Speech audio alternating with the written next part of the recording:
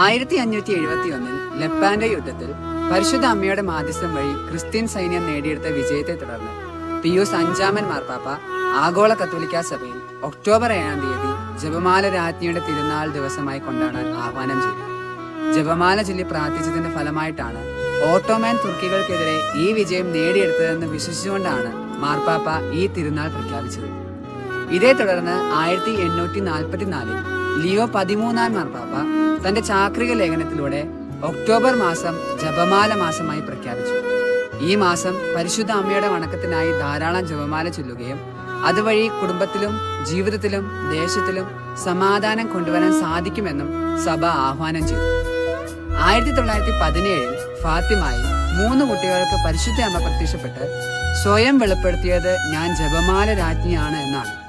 അങ്ങനെ മാർപ്പാപ്പമാർ ആഹ്വാനം ചെയ്തതും പ്രഖ്യാപിച്ചതും സ്വർഗം സ്ഥിരീകരിച്ചു.